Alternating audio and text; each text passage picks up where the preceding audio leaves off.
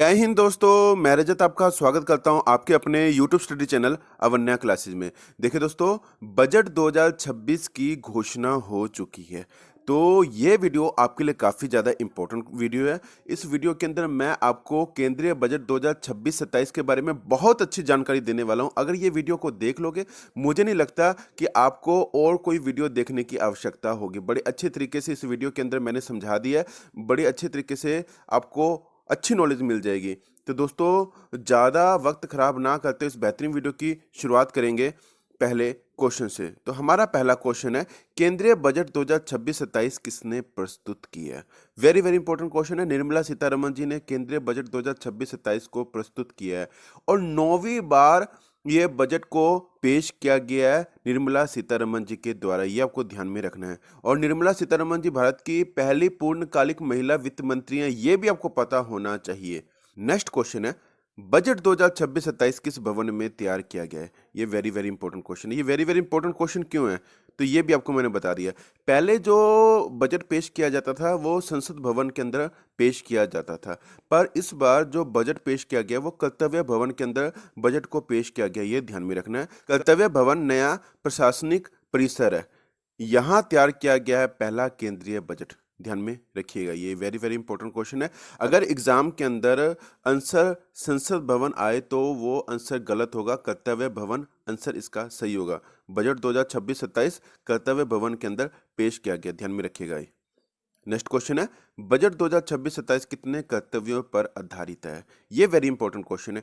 3 कर्तव्यों पर आधारित है बजट 2026-27।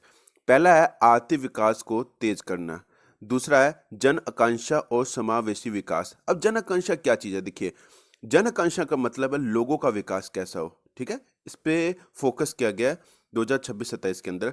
तीसरा पॉइंट है सबका साथ सबका विकास। ये 3 कर्तव्य है के ऊपर बजट 2026-27 को पेश किया गया है। नेक्स्ट क्वेश्चन है, बजट 2026-27 पहला कर्तव्य किससे संबंधित है?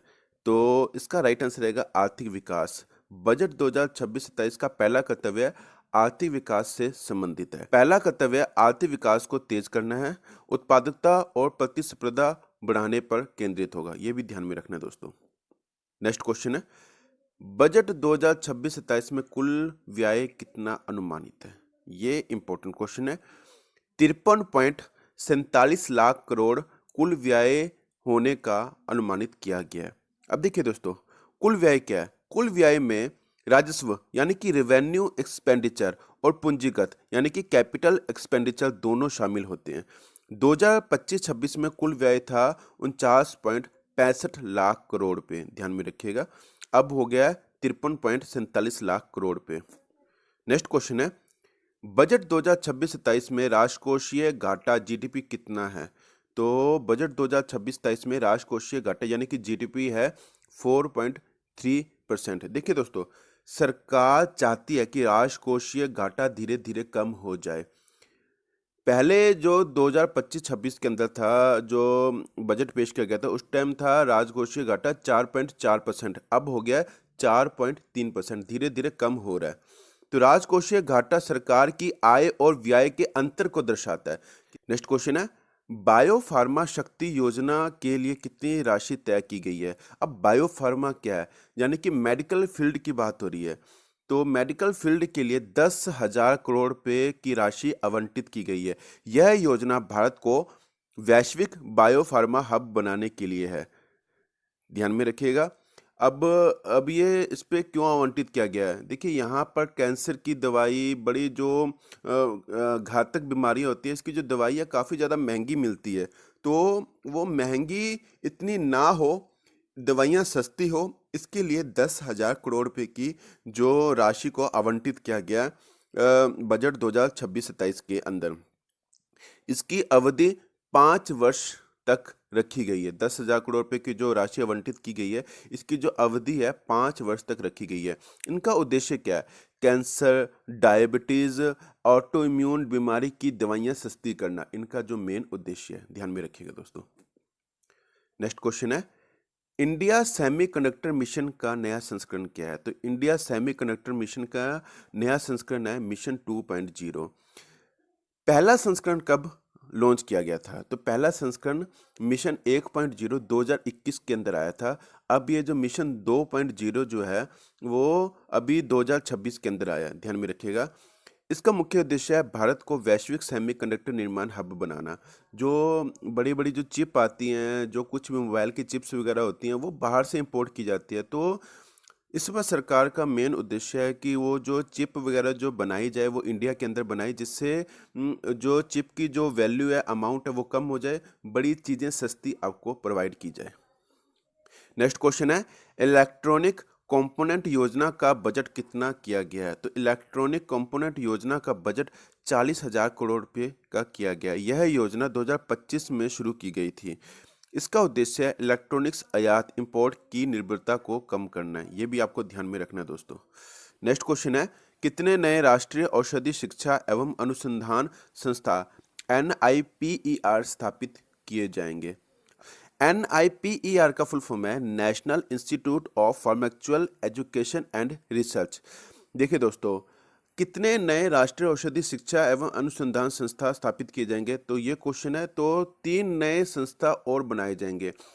पहले से 7 संस्था मौजूद है, 3 और बनाए जाएंगे, यानी कि कुल की बात की जाए तो कुल 10 संस्था बन जाएगी NIPER की। तो देखिए दोस्तों, ये NIPER के बारे में क्यों सोचा गया? देखिए, राष्ट्रीय औषधि शिक्षा एवं अनुसंधान संस्था का मुख्य कार्य है नई दवाओं की खोज करना होता है, वैक्सीन का निर्माण करना होता है, बायोटेक्नोलॉजी और ड्रग रेगुलेशन पर रिसर्च करना होता है। ये आपको ध्यान में रखना है। अब ये क्वेश्चन और बनता है, सबसे पुराना संस्था कहाँ पर है? तो सबसे पुराना संस्था मोहाली पंजाब के अंदर, ये पता होना चाहिए। नेक्स्ट क्वेश्चन है, कंटेनर विनिर्माण योजना की अवधि क्या रखी गई है? तो कंटेनर विनिर्माण की जो योजना की जो अवधि रखी गई है वो 5 वर्ष रखी गई है। अब यहाँ पर कंटेनर देख लीजिए, किसी सामान को इंपोर्ट करने के लिए, एक्सपोर्ट करने के लिए कंटेनर की आवश्यकता होती है। तो इसके जो विनिर्माण की योजना 5 वर्ष रखी गई है। इस योजना के लिए 10,000 करोड़ रुपए आवंटित किया गया है, ये आपको पता होना चाहिए। नेक्स्ट क्वेश्चन है, SME small and medium enterprises, इसे हिंदी में कहा जाएगा लघु एवं मध्यम उद्योग, ग्रोथ फंड के लिए कितना आवंटन किया गया? तो 10,000 करोड़ रुपए इसके लिए आवंटन किया गया। इस योजना का मुख्य उद्देश्य लघु एवं मध्यम उद्योग को बढ़ावा देना है, ध्यान में रखिएगा। नेक्स्ट क्वेश्चन है, 2026-27 में सार्वजनिक पूंजीगत व्यय कितना होगा? तो 2026-27 में सार्वजनिक पूंजीगत व्यय 12.2 लाख करोड़ रुपए होने की संभावना है। 2025-26 में 11.2 लाख करोड़ रुपए थी। पूंजीगत व्यय इंफ्रास्ट्रक्चर विकास में सहायक होता है, यह आर्थिक वृद्धि को गति देता है। ये इंपॉर्टेंट क्वेश्चन है, ये क्वेश्चन आपको एग्जाम में जरूर देखने को मिलेगा, क्योंकि 2025-26 में जो 11.2 लाख करोड़ रुपए जो पूंजीगत व्यय की गई थी, अब ये 12.2 लाख करोड़ रुपए होगी। इससे एक्चुअल में ना, अब देखो पूंजीगत व्यय का मेन बेनिफिट क्या मिलता है? जितने भी इंडिया में जो बड़ी बड़ी इंफ्रास्ट्रक्चर होता है, जैसे पुल बनना, रेलवे ट्रैक बनना, सड़क बनना, गली बनना, काफ़ी ऐसी चीज़ें होती हैं जिससे जो इंडिया को काफ़ी उपलब्धि भी मिलती है, इंक्रीमेंट मिलती है। इसका जो बेनिफिट है वो पूंजीगत व्यय से ही मिलता है। नेक्स्ट क्वेश्चन है, CCUS तकनीक किस क्षेत्र से जुड़ी है? तो CCUS तकनीक ऊर्जा एवं पर्यावरण क्षेत्र से जुड़ी है। CCUS का फुल फॉर्म है carbon capture utilization and storage. यह कार्बन उत्सर्जन घटाने में मदद करता है। CCUS तकनीक जो है ये कार्बन उत्सर्जन घटाने में मदद करता है।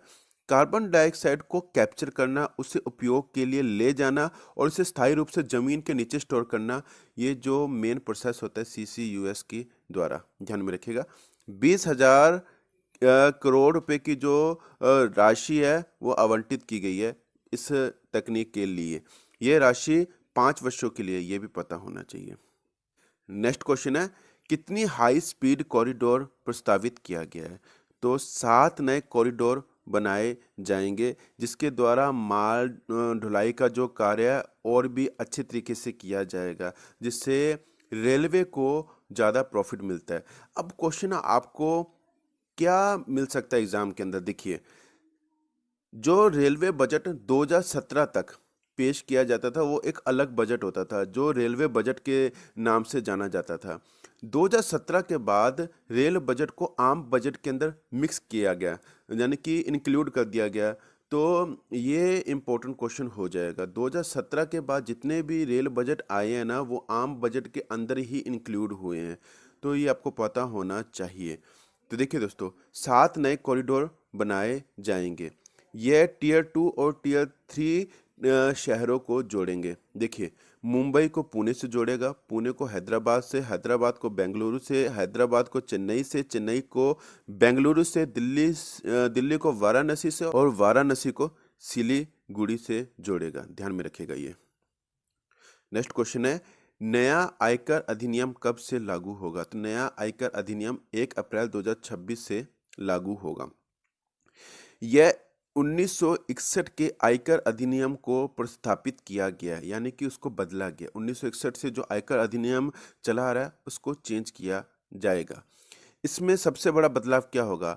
असेसमेंट ईयर और प्रीवियस ईयर की जगह पर टैक्स ईयर का इस्तेमाल होगा। ये ध्यान में रखिएगा दोस्तों। नेक्स्ट क्वेश्चन है, विदेशी टूर पैकेज पर नई टीसीएस दर क्या होगी? तो 2% रखी गई है। पहले जो टीसीएस दर थी वो थी 5% और 20%। यानी कि मान के चलिए, अगर आपने विदेश जाना है, उसकी 1 लाख रुपए की मान के चलिए कि टिकट है, तो भारत सरकार इसके लिए टीसीएस चार्ज करती थी 20% की। तो 1,20,000 की अमाउंट आपको पे करना पड़ता था। अब ये घटाकर 2% रह गया, यानी कि 1,02,000 पे आपको पे करना पड़ेगा। अगर आपने बाहर जाना, अब बाहर जाना सस्ता हो जाएगा। उद्देश्य क्या है? विदेशी यात्रा को सस्ता और आसान बनाना। ध्यान में रखना है दोस्तों ये। नेक्स्ट क्वेश्चन है, 16वें वित्त आयोग के तहत राज्यों को कितना अनुदान मिलेगा? तो 1.4 लाख करोड़ रुपए का अनुदान मिलेगा 16वें वित्त आयोग के तहत राज्यों को। इससे राज्यों की वित्तीय स्थिति को मजबूत किया जाएगा। राज्यों का केंद्रीय करों में हिस्सा हो, यानी कि वर्टिकल शेयर 41% बरकरार रखा जाएगा। यानी कि पहले भी जो वर्टिकल शेयर था वो 41% ही था, अब भी 41% ही रखा जाएगा, पर इस बार 1.4 लाख करोड़ पे आवंटित किया जाएगा। ये आपको ध्यान में रखना है दोस्तों। नेक्स्ट क्वेश्चन है, भारत विकास किससे संबंधित है? तो भारत विकास कृषि से संबंधित है, और भारत विकास एक एआई प्लेटफॉर्म है जिससे किसानों को काफ़ी ज़्यादा मदद मिलने वाली है। भारत विस्तार कई भाषाओं वाला एक एआई टूल होगा जो किसानों की उत्पादकता को बढ़ाएगा। नेक्स्ट क्वेश्चन है, कितने नए अखिल भारतीय आयुर्वेद संस्थान स्थापित होंगे? तो 3 नए अखिल भारतीय आयुर्वेदिक संस्थान को स्थापित किया जाएगा। देखिए दोस्तों, इसके अंदर 5 क्षेत्रीय मेडिकल हब होगा और 3 नए आयुर्वेदिक संस्थान और आयुष फार्मेसी अपग्रेड का प्रस्ताव दिया गया है। नेक्स्ट क्वेश्चन है, बजट 2026-27 में शिक्षा रोजगार पर ध्यान देने हेतु कौन सी समिति बनाई जाएगी? तो बजट 2026-27 में शिक्षा रोजगार पर ध्यान देने हेतु एक समिति बनाई जाएगी। इसका नाम रहेगा एजुकेशन टू एम्प्लॉयमेंट समिति। यह समिति शिक्षा को रोजगार और उद्यम से जोड़ेगी। इसका लक्ष्य 2047 तक वैश्विक सेवा क्षेत्र में भारत की हिस्सेदारी को बढ़ाना है। नेक्स्ट क्वेश्चन है, रक्षा मंत्रालय को 2026-27 के लिए कितना बजट दिया गया है? तो 7.8 लाख करोड़ रुपए दिया गया है 2026-27 में रक्षा मंत्रालय को। यह बजट में पिछले बजट से 15% की बढ़ोतरी की गई है। इसका उद्देश्य है घरेलू उत्पादन, आत्मनिर्भर भारत, स्वदेशी हथियार और निर्यात को बढ़ाना है। अब एक क्वेश्चन और आएगा आपके लिए कि वर्तमान में रक्षा मंत्री कौन है? तो राजनाथ सिंह इसका राइट आंसर रहेगा। आपको ये वीडियो कैसी लगी मुझे कमेंट करके जरूर बताइएगा। वीडियो को ज़्यादा से ज़्यादा लाइक करना, शेयर करना मत भूलिएगा। मिलते हैं नेक्स्ट वीडियो के अंदर, तब तक के लिए जय हिंद।